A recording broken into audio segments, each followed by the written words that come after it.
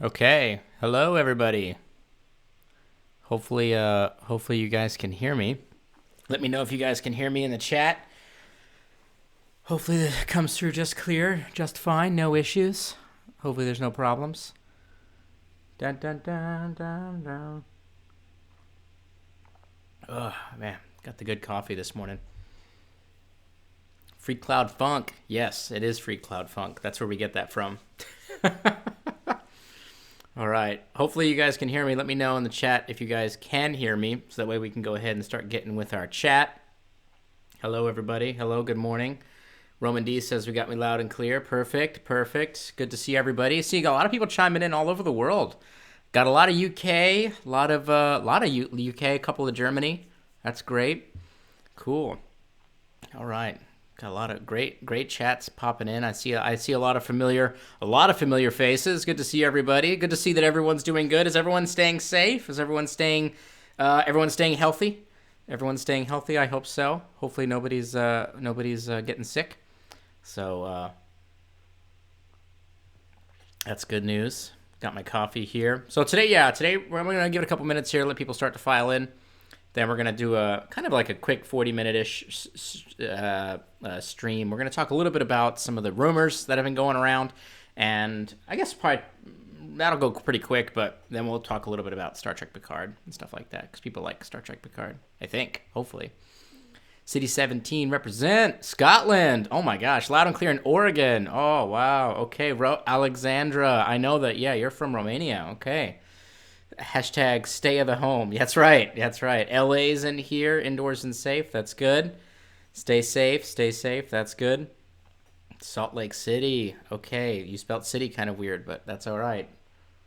So just to let you guys know, as a tip for today, I'm actually going to be doing several live streams today. This is going to be the only one that'll be on my channel. I'll be doing another one with a group of Trek YouTubers in probably about an hour, and then I will be on the weekly stream roundup for Trek Central in about a couple hours after that. So be sure to keep an eye out on the socials, Twitter and Facebook and stuff like that, because I share all those links out once I go live. So keep your eyes and ears open for all that stuff. We got a good amount of people here.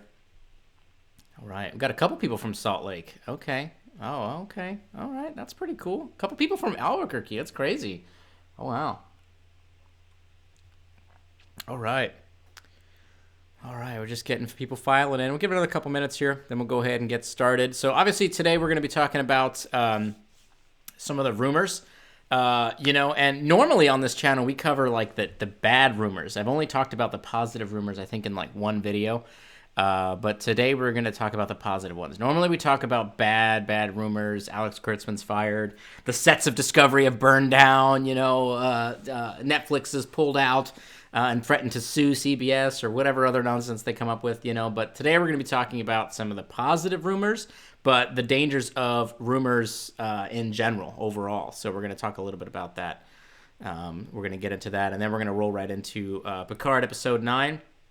Discussions and stuff like that, so there will be spoilers for that, so just keep everybody in mind once we get to that point. I'll let everybody know once we transition over to that particular talking point. So it's good to see so many people checking in.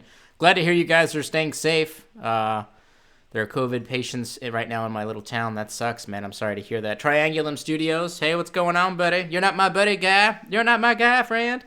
LGG says, we should sue CBS. No, we're not going to sue CBS. Also, I don't have that kind of money. What am I suing them for? It's ridiculous. So, all right. Okay, so some stuff I want to talk about. We're going to go ahead and get started. So I know I did a video about this maybe about a week, maybe 2 weeks ago, where we talked a little bit about, I should probably take this down.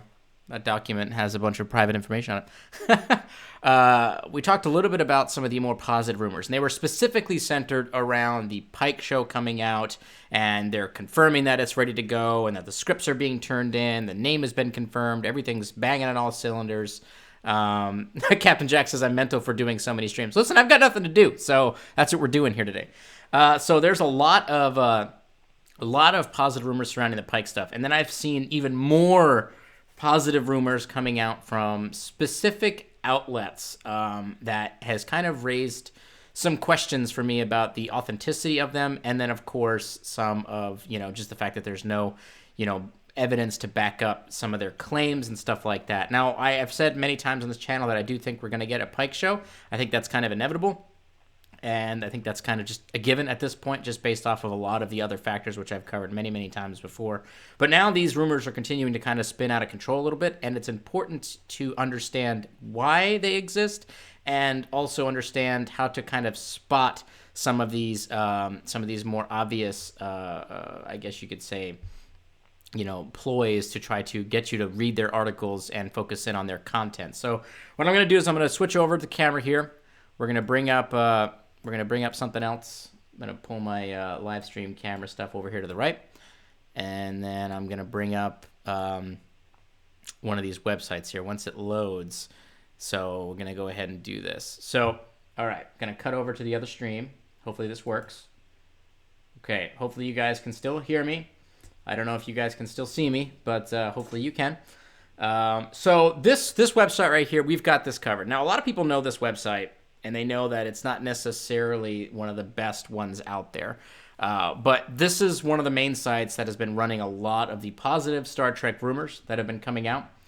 And I want to talk a little bit about this one right here. For instance, this Star Trek crossover TV show has now been confirmed with a title as being revealed. Okay, so just this is how you should look at some of these things. So one is earlier this week, they said that they told you that a major Star Trek crossover TV series is being developed. And we'll get to the original article on that here in a second. And then it says, bringing the cast together of Discovery and Picard, as well as the long-announced Section 31 spinoff, yada, yada, yada. And it says, shortly after we shared their report on We Got This Covered, Giant Freaking Robot corroborated the news just as we stated. So what's interesting here is if you go over to Giant Freaking Robot, and these two websites kind of do this quite often, where Giant Freaking Robot will say, we got this covered, has validated our source and corroborated it, and then they do the opposite, where they say, oh, we're over here and we got this covered, and Giant Freaking Robot has corroborated what we have. And a lot of people say, well, I know that these websites may not necessarily be the best around. I know that because I spent a lot of time trying to figure out, you know, where to pull these really great bits of information and rumors and stuff like that from. But a lot of people don't necessarily know that. And then when these articles start to pop off online, they start to build traction with other article news websites and other YouTube content creators and stuff like that. And then the stories kind of spiral out of control. That's what happened with the Pike series just a couple of weeks ago, where everybody started to report that the Pike series was in development and all this stuff was happening and yada, yada, yada. And there was really no evidence to support that, other than the fact that, you know, we have the other more obvious things that we've covered before, but there was nothing solid that indicated that the production had moved any further than where it has been at, you know, previously. But these things here, now, if you look at this article, and then you go to their original one, CBS reporting planning a Defender-style Star Trek crossover show. So here it is. This is all they've got here. So it says, we are starved there for a little while, but currently being well-fed when it comes to Star Trek TV series. Discovery kicked off a new era of television with Picard recently joining it. There's also a Section 31 spinoff going. And all it says, and it sounds like CBS is hoping to capitalize on Star Trek's recent success. Sources close to We Got This covered, the same ones who said Discovery had been renewed for a 5th season and the Captain Pike spinoff is in the works, both of which had since confirmed by the GWW, say that the networks want to do a big crossover series modeled after Marvel and Netflix's The Defenders. Now, again, these are just the sources, and the GWW is another website that posts things from insider sources. All these three websites, We Got This Covered, Giant Freaking Robot, GWW, state that they've got insider sources, and they just keep pumping all of this information out there. And oh, you guys getting a choppy stream? Probably because of this garbage. It's all these garbage ads. Is this better now? Let me know if this is better now. Hopefully this is better. Ugh, I didn't know there was lag there. Sorry. Is this better? Let me know, guys, if this is better. Sorry. I didn't realize. It's my bad. It's my big bad.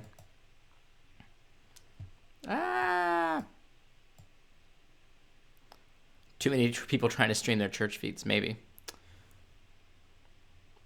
Oh, hopefully this is a better stream now. I think it was the ads. It might have been all the ads that were loading on those pages, because each one of those We Got This Covered pages like has like a bunch of ads, like super super laid into them, and that's kind of one of the reasons that I wanted to talk a little bit about. It's just frozen now. Oh no. Ah.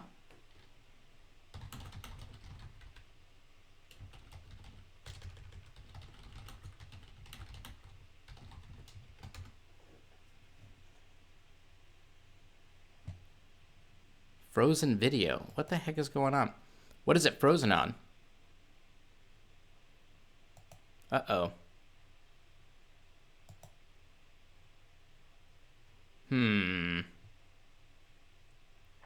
Frozen video. That's weird. All right. Stand by. We're going to try to reset it here.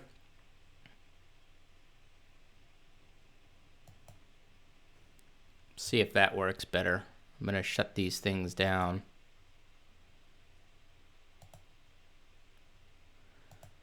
See if any of that works. Bum, bum, bum, bum, bum, bum. Renewed for a 5th season. For the moment, there is no official info on renewed for a 4th season. Right, yeah. So YouTube is slowing things down. I don't know why. Hopefully it's picked up now. It's saying that it should be good now.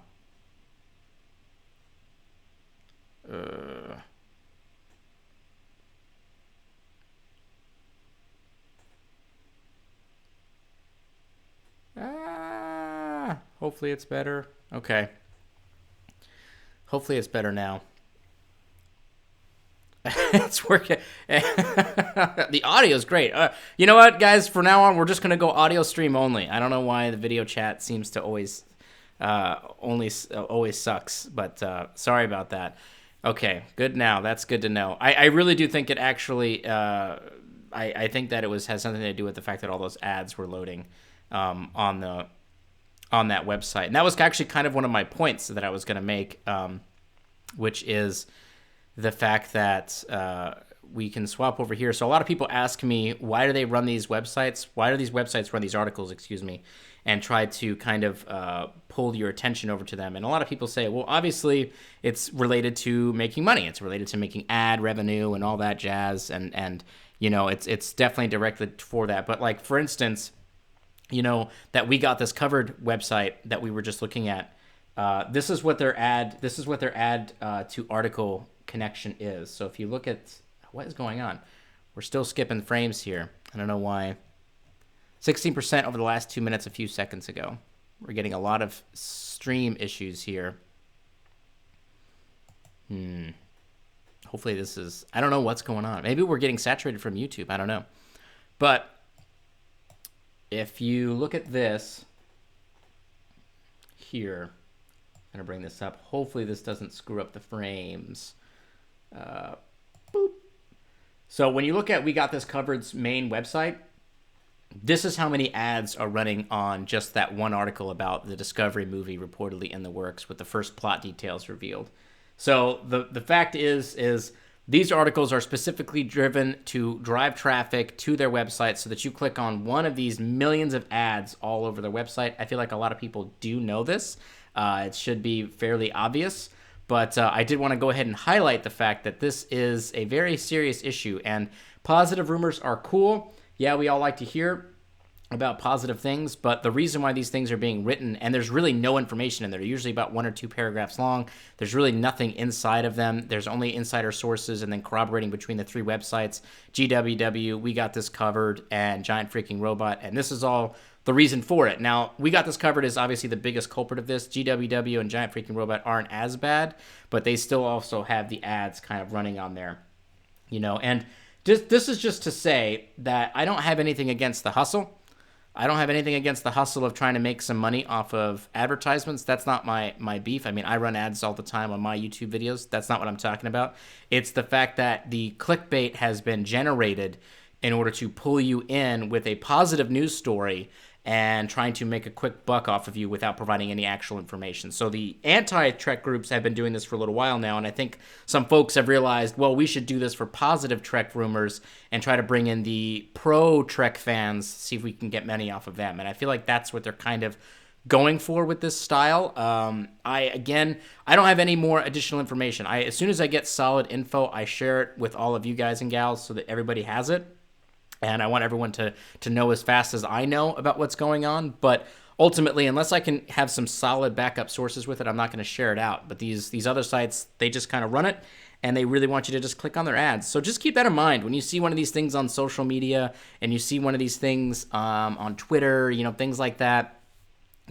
Keep in mind before you even click on the link, like look at where the website is, understand where those things are coming from, and really just kind of take a minute to think like, okay, do these guys actually provide anything? Have they been a solid backup source before? Have I heard any other content creators talking about this? Have I heard a lot of the people talking about it? Other things like that. So you want to keep that stuff in the back of your mind, because you can wind up getting yourself stuck in one of these weird like loops of trying to find out more and more information, and then you get completely spun out where you think that all of these other positive things are happening, where we're getting a Defenders style show and there's going to be a Discovery movie and we've got all of this crazy stuff happening, but in reality there's no evidence to support it at all. And even though it's positive, we just got to be mindful of that. And I just wanted to talk a little bit about that with all of you guys and gals. I know people keep sending me these links and saying, hey, have you heard about this? Hey, have you heard about this? Yes, I stay up to date with everything. I do everything I possibly can. Very rarely does a substantial Star Trek news story break that I don't get notification of it within the first 30 minutes. And that's not saying anything against me. I've just got a really great team that I work with, and I've also got a lot of different alerts set up all over the internet in order to kind of keep track of these different things. So as soon as I get information, I will of course share it with everybody. But I wanted to address some of them because a lot of people keep sending them to me, and I feel like I'm going to continue to address them over and over and over again. But it's okay. It is what it is. So it's all good in the hood. So all right. Positive Trek news is better than negative ones. If clickbait is necessary evil, I opt for positive ones. Well, the thing is if you're fine with it, that's fine. But the issue arises in the fact that people don't realize that they're being duped. And this happened with the negative stuff. And this, of course, can happen with the positive stuff. And people come through and then they start spouting things off like they know it as fact, where I get comments on YouTube all the time saying, oh, you don't know that Discovery has a movie coming out, or it's been renewed for the fourth and fifth season. If you really look at it, like we got this covered in particular, said that season 4 had been renewed, season 5 for Discovery had been renewed, and a film was going to be in production. And 4 and 5 are going to be filmed at the exact same time, back to back, and the film was going to come right after it. And it's like, if you just take a second and think about like, okay, these actors have lives and they have other jobs. They can't just dedicate 4 or 5 years of their entire lives to just making Star Trek. They're just never going home. They're never going to go home. They're just going to stay on set for forever, and they'll never ever go home. So it's kind of crazy when you really pause and think about it. Like a lot of these websites just keep spouting off all this stuff, and I get it. I get it. I understand that people are wanting to get the positive news. They want to get the scoop as fast as possible. And I'm not trying to crap on anyone for running the ads. Again, like that's a game. Like we're all part of that hustle. But in my personal opinion, I feel like it's okay to wait, to have some good news to share, solid leads to share with people, and then bring them into your site and allow them to click on your ads. I don't like that kind of bait and switch type thing where you click on it and then it's like, it's just a bunch of nonsense, and then you're riddled with all of these ads all over the place, and they just, they kind of just set up these ad minefields that they want you to click on. So I just wanted to share that with everybody here. So, hey, Ketwolski, this is Pedro from Brazil. Love your content. Thanks, Pedro. I appreciate that. I'm late. Did Doomcock lose his voice? I don't know. I haven't watched any Doomcock videos recently, so it's okay though. I don't know. Hey, Ket, I love how you call out other YouTubers for BS. Doomcock, Mecha Random, they are so negative. Yes, they are very negative, but they're allowed to be negative. I'm not trying to say that they don't get to have an opinion. A lot of people say that I kind of push that, like, oh, you can only be positive, you can only be pro-Trek discussions over here. That's not my feelings, and they can feel as negative about it as they want, even though I think it's weird that if people hate the show, that they spend their time reviewing it, but, whatever. Whatever they want to do with their time, that's their time, but they're allowed to have negative opinions about it. It's just when they go off the reservation and start spouting off all this nonsense, and saying things like Discovery Season 3 is going to be exclusively short treks. I mean, does anyone remember when that was a thing? It feels like a million years ago when that rumor was going around that Discovery Season 3 was exclusively short treks. The budget had been slashed substantially. It's only going to be like 7 episodes, and they're just going to it's going to fade into obscurity, and no one's going to air it, blah, blah, blah, blah, blah. And it's just crazy to think like that was a thing that was like dominating the internet for like a month. That was all people were thinking about. So it's crazy. It's crazy to think that. Dee Dee says, I like how your background has a Romulan or Borg green. Sets the tone. Actually, Dee Dee, I tell you, I do have a new prop coming in for the background of the Ketwolski videos, and I'm not going to say what it is, but it is Borg related, and I'm very excited to get it, and I can't wait to show it off to everybody. We're going to probably do an unboxing and all that. I might even do it live if we can keep this live stream stuff going. Okay, so that's enough. That's enough with the BS rumor stuff. We're moving off of that. Let's talk about Star Trek Picard, Episode 9, and then some of the theories kind of going into Episode 10. Like I said, we're probably going to wrap up the stream here in about 15 minutes because I do have another one coming up right after this. So we're just doing them back to back to back here. So all right, so spoilers, big spoilers. This is for people watching this later on. You know, not necessarily right now. Spoilers. So what we're going to talk about is Episode 9 and the ideas that are kind of coming out and the theories that are coming out from Episode 9 are quite interesting. And please don't use off the reservation. That's not so cool. Why is that not so cool? I'm just curious as to why that issue is. Okay, so I'm going to answer some of your questions really quick here before we get into Episode 9. It says, I'd push the point they could have an opinion, let alone a negative one, would make even less sense. I don't know what you're talking about there. I'd rather have fewer true content than more rumor content. That's very true. I like that.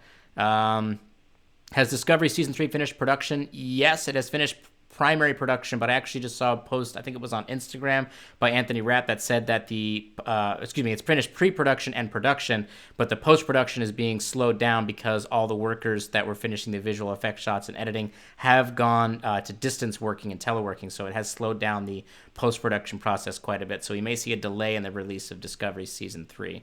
Okay. When is Discovery starting up? Again, we don't quite know. My estimate was supposed to be around June, but that could be delayed now because of the post-production delays brought on by COVID-19. So that's unfortunate, but that's okay. So, all right. So let's jump into Episode 9. So I loved Episode 9. I thought it was really great. I really enjoyed the slow, deliberate nature of the plot that kind of unfolded there. I really enjoyed seeing some of our returning faces, even if they weren't in the same style that we expected. And like I said a couple minutes ago, I'm really interested in some of the theories that are coming out for Episode 9. Specifically, the big one that I see kind of dominating a lot of the discussions online, which is about this new version of Dr. Soong. And I want to throw this question out to the chat here. Do you guys and gals think that this Dr. Soong that appeared in Episode 9 is just a flesh-covered lore? Do people think that this Dr. Soong is lore? I want to see what people say about this. I'm kind of on the fence about it. I'm not quite sure how I feel about the idea just yet, but I want to throw it out to everybody here. Do you guys think that this is lore in some kind of flesh-covered very similar to what happened to Data in First Contact, wherein the Borg Queen put skin over him, which was really gross when you think about it, but very similar to that he's just replaced his, android skin with real skin, and he's just appearing to be human. I'm curious to hear what you guys think about that. I'm still on the fence about it. I did find his behavior to be rather telling in a lot of ways. The character itself, like the first thing that happens when they arrive is the Dr. Soong character works to actively separate Picard from the rest of the party. Like he's like, oh, my friend here needs water. Go give him some water. Send him over here. And he was actively separated from the party. And I thought that was kind of interesting, even though nothing really panned out from that specifically. I thought that was interesting. And then another thing that happened is when he was talking with Agnes over that clone body bed that they had, he really shamed her for killing Bruce Maddox. And I couldn't quite tell if it was because he really felt like what she had done was horrible, which it was horrible. I mean, she literally let him suffocate, I assume, on his own blood. If he really felt like that she had done was horrible, or if he was trying to shame her into motivating her to completing whatever it was that Bruce Maddox was trying to finish in terms of this mind transfer thing. Now, something that hasn't really been revealed yet is why Bruce Maddox left this planet to begin with. He went to see Bjayzl on Free Cloud and asked for more time or more money or something like that. I forget what it was. And it was unclear why he didn't seem like he was just living in this weird paradise location on this planet with all of his synthetic children. So I'm wondering if perhaps this Dr. Soong chased him out of there, or maybe he realized that this individual was Lore and he was trying to undo something there. I don't know. It's quite interesting. This character is definitely very, very, very interesting to me. I don't think it's necessarily just straight up just the son of Soong. Now, it's possible, definitely. I mean, I think the Soongs can, they're fully functional, as they say. I think it's definitely possible that that's what happened. But I don't quite know if the age matches up. He doesn't necessarily seem as old as he should be in comparison, because it's like, okay, well then how old was Soong when he made him? It's very, very strange there. It says, it's not Lore. Kurtzman isn't very clever enough for that. I predict we'll see. Maybe, but Kurtzman didn't really write this show. It was Michael Chabon, so it's possible Michael Chabon thinks it's definitely that. I've seen a lot of comments saying that it is Lore. A couple saying that it's not. In Brothers, Soong summoned Data and Lore as he was dying. It must have really been outs with the dad.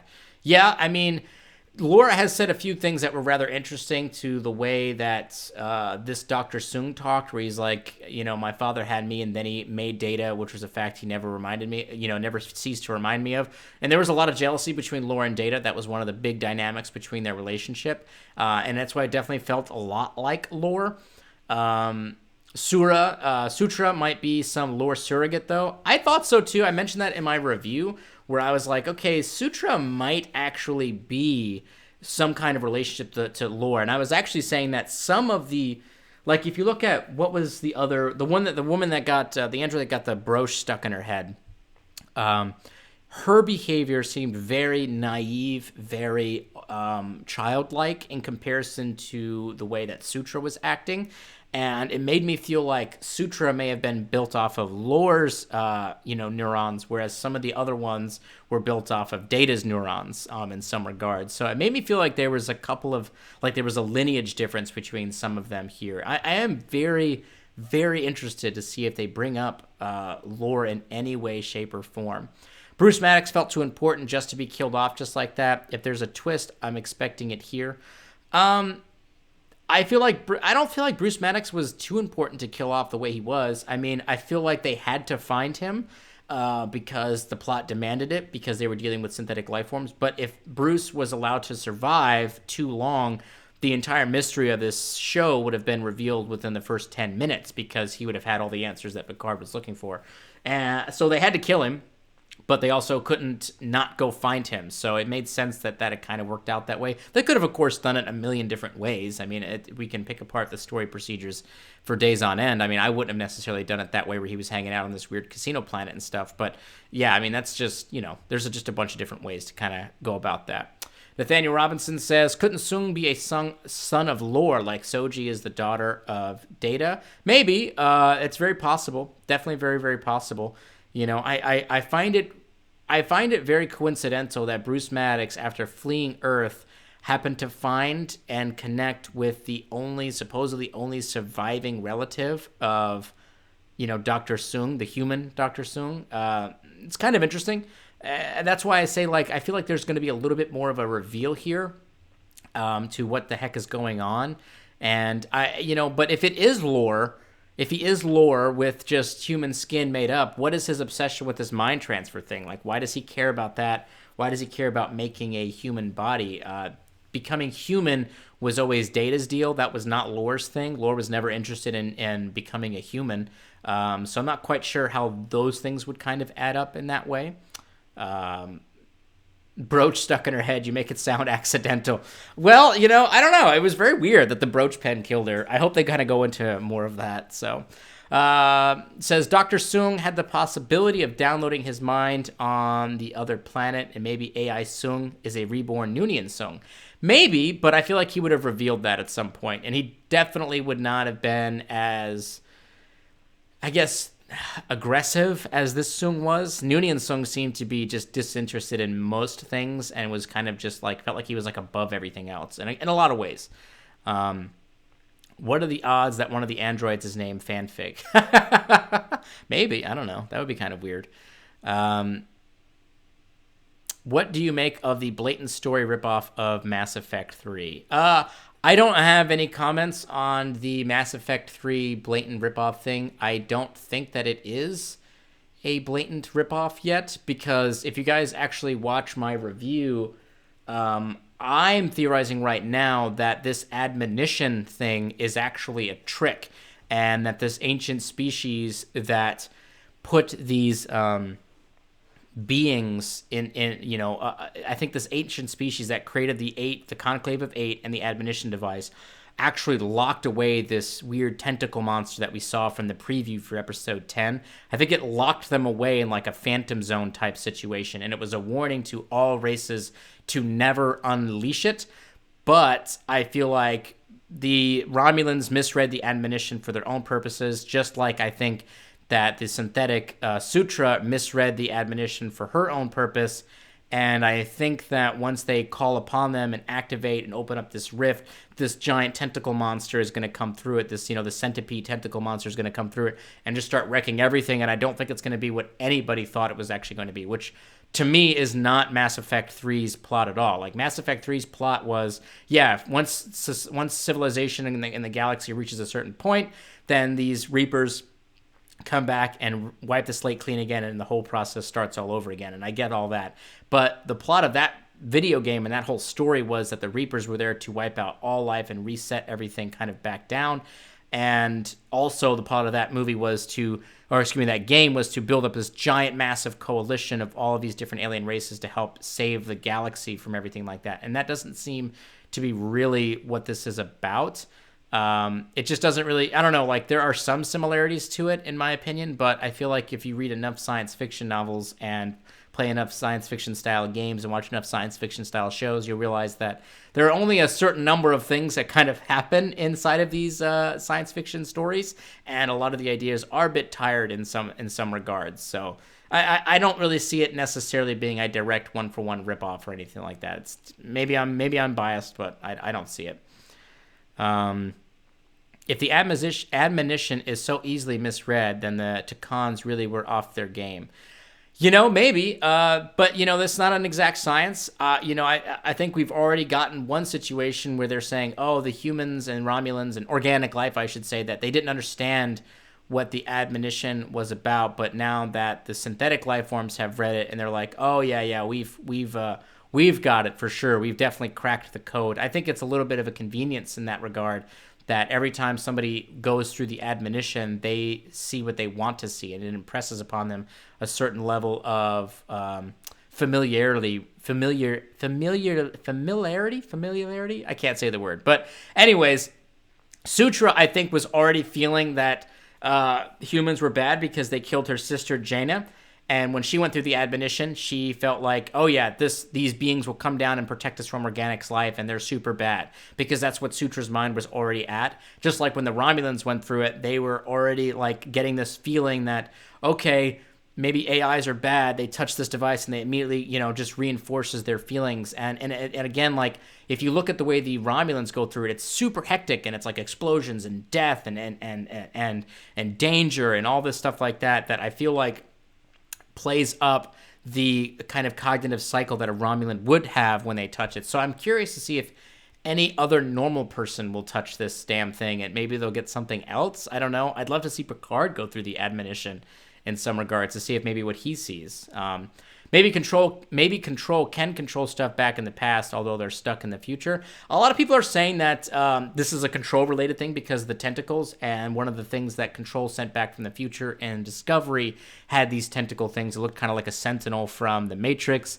Maybe, I don't know. I think it's just kind of a coincidence. I don't think there's actually going to be a connection to the whole Control subplot there. It doesn't quite add up to me. I feel like that's a bit of a stretch. I think it just seems like bad synthetic AI life forms, stuff like that. It is interesting that both season 2 of Discovery and Picard's season 1 are tackling the I guess you could say the tricky ramifications of synthetic life forms, AIs, and the dangers therewith. But it's kind of interesting that they've kind of both shared a similar style story thread kind of connected between the two of them. That Romulan ship looks very much similar to a Cylon ship. Like a Cylon Raider, maybe. I need to see the rest of it. We haven't gotten a good shot of it yet, but perhaps, yeah. Definitely the front of it looks like it's got that Cylon Raider kind of front look to it. Definitely interesting, yeah, for sure.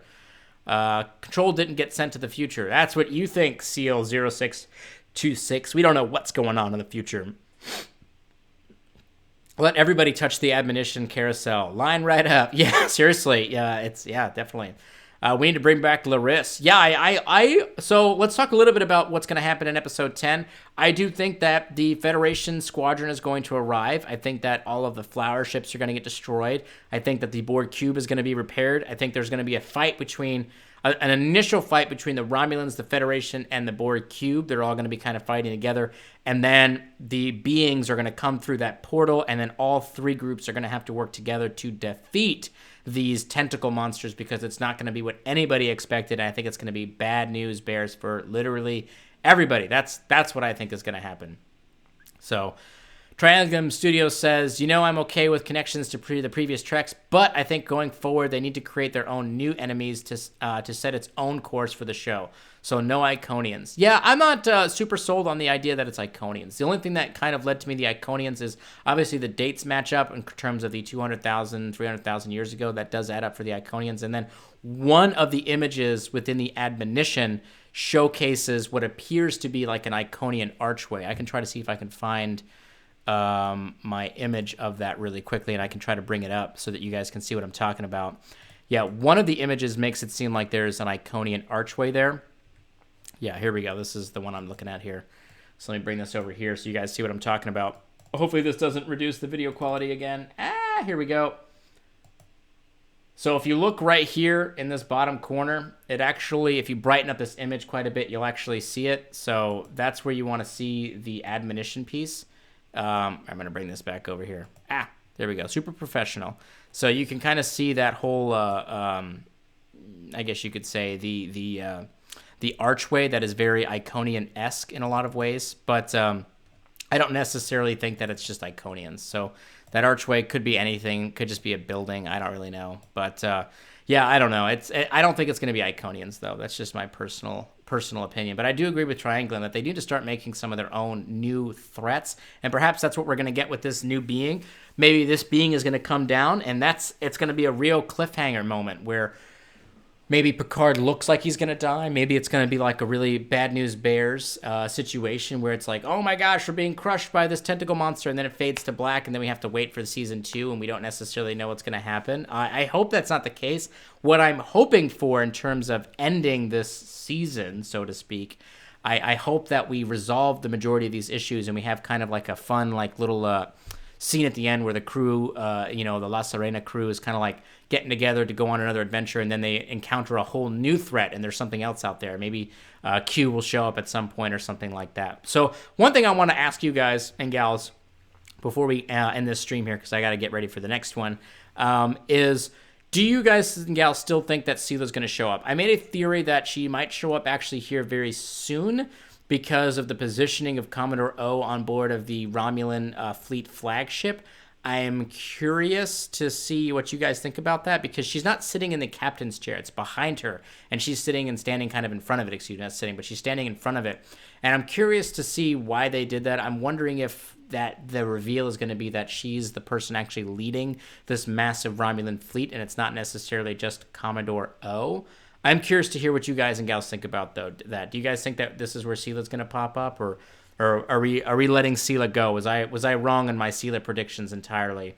I don't know. Maybe Sela will show up for season 2, and now I'm just grasping for straws with Sela. So I just want Sela to show up. I don't know. I think Denise Crosby is a fantastic actress, and I would love for her to make an appearance or maybe a final appearance at the end. But I am curious to see how they wrap everything up, because we have so many storylines still open for one 45-minute episode. It's kind of crazy to think about how much they're going to have to pack into this one specific episode to really nail this up thing.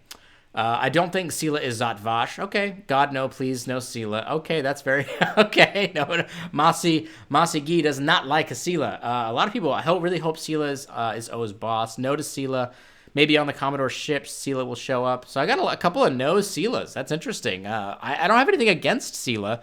Sela would feel unearned. Yeah, yes to Sela. So the reason I tied it back to Sela is because we had a lot of rumors about Sela making an appearance prior to the show coming out, and a lot of during the production process. And then Hugh's line, I think in episode 5 or 6, maybe 6, I think, where he's talking to Picard. Yeah, I think it's 6, where he mentions that they swapped out their Borg queen for a new Romulan queen.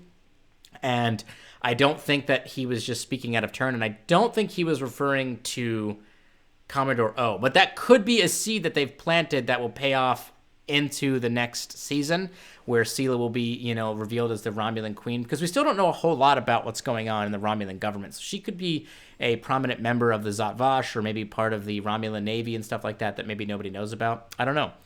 I want to see Sela, Dr. Crusher, Worf, the Mystery Borg, and Q. Okay, definitely. Okay. I do want to see LaForge. Bring LaForge back. That would be cool too.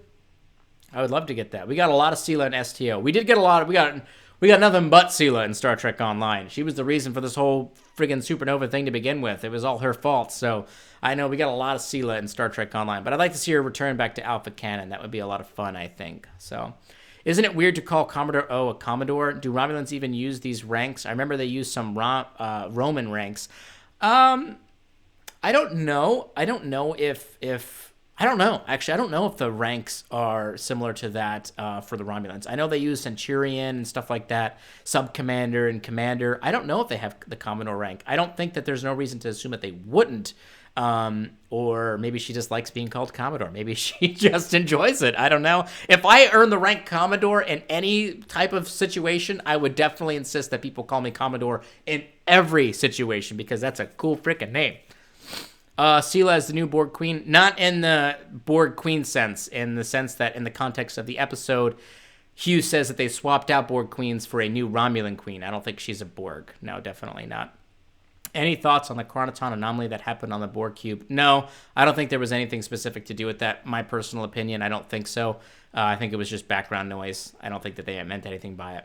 Why not just go full TNG 2.0? I don't think we're in full TNG 2.0. I think that they've done a great job, in my personal opinion. I think they've done a fantastic job with ensuring that every character they brought back has been well-earned and with a purpose, in my personal opinion. I don't think that they've just thrown people in there from the returning cast members. Now, the same cannot be said for Elnor, who seems to be kind of a character that did not really get all the right kind of attention in this particular season. Hopefully they'll expand upon it more in seasons 2 or however many more we get.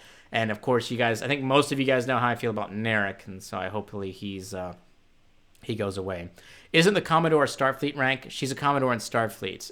Yeah, I get that. So I get that she's a Commodore in Starfleet, and she was called Commodore by Starfleet, not the Romulan Empire. Yes, I got that, but I don't know unless somebody has the official Alpha Canon Romulan Star Empire, Romulan Free Government now, because it's not the Star Empire, it's the Romulan Free State Government. If you've got their rank structure, put it in the chat and we can read it. Otherwise, they can call it whatever they want. We don't have an answer yet, so everybody just needs to chill out.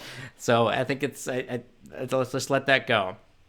Will Seven be back for season 2? Definitely, for sure. And I know there's a lot of chatter online about Seven potentially getting her own spin-off series. Michael Chabon has actually pitched that to CBS, and also Jerry Ryan has expressed an interest in getting her own spin-off series. But I don't know about that. I don't know. We'll see about all that. I don't know if we're going to get a spin-off series. I don't know if we need a spin-off series of every single character. Like, And I say that knowing full well that I love all of these characters, but we can't just sit there and say like, because I love Rios, and I'm like, yeah, show me more Rios. Give me Rios on the Ibn Majin. Like, give me all the Rios stuff I can get. And it's like, yeah, that, and I want that, but at the same time, though, do we really necessarily need all that? I don't know, but I think that's where the short treks come into play, and I think we're gonna get more Picard short treks than we were like Discovery era short treks, and maybe we'll get like a couple of Fenris Ranger short treks, or maybe a couple of Rio short treks and stuff like that. That's kind of, I think, one of the really brand new added benefits of these short treks, kind of like what they did with Pike and the TOS crew, where everyone's like, please, please, please, give us more Pike in the Enterprise. Give us more Pike. Give us more Pike. And they're like, all right, well, here's a bunch of Pike-themed short treks. So it gave people the opportunity to experience more of those characters that they love without necessarily going full on with a brand new show. So I think that's one of the new benefits of these short treks. So I think that's really cool. Are we going to get a Janeway cameo? Maybe. I know that Kate Mulgrew has expressed interest. I mean, everyone's expressing interest. I mean, of course. I mean, it's an opportunity to return back to this awesome franchise, make some money, and get a cool acting gig. I mean, I would want to express interest as well. I like Narissa as a villain, but not like Narek. Yeah, Narek is. I know some people really like him. A couple people I work with love Narek. I think they might be biased because they find him, I guess, attractive, but they love his character. I'm anti-Narek. I'm not a big fan. Not a big fan of that. Harry Treadway is great, but his character here just feels boring. Yes, I said that during my review. Harry Treadway is a fantastic actor, and I think he's doing his absolute utmost with the character that they gave him, but unfortunately, the character to me just falls flat. It's just too much of a trope, and it's just not interesting. And the problem is it stands out like a sore thumb because he's connected with so many fantastic other characters, and so it's hard for him to shine through. Vash Rain, thank you so much for the $4.99 donation. Thank you so much. It says, bring back Sela, bring back Kira, bring back Quark, bring back Voltron, bring back Blockbuster, bring back everything. Yes, bring back everything. Yes. Yeah, I mean, actually, I think they brought back Voltron now that I think about it. I think Netflix already did that. But I'm totally down for bringing back Kira. Let's do it. You know who I want them to bring back, and a character I actually was surprised that I liked because I was a little worried about it, was Kestra. Kestra, the actress who played Kestra, did a fantastic job. The character was super cool, and I want her to come back a little bit more. I think there's going to be a lot more with this whole Captain Crandall thing. I don't think so. I'm going to go ahead and say this right now.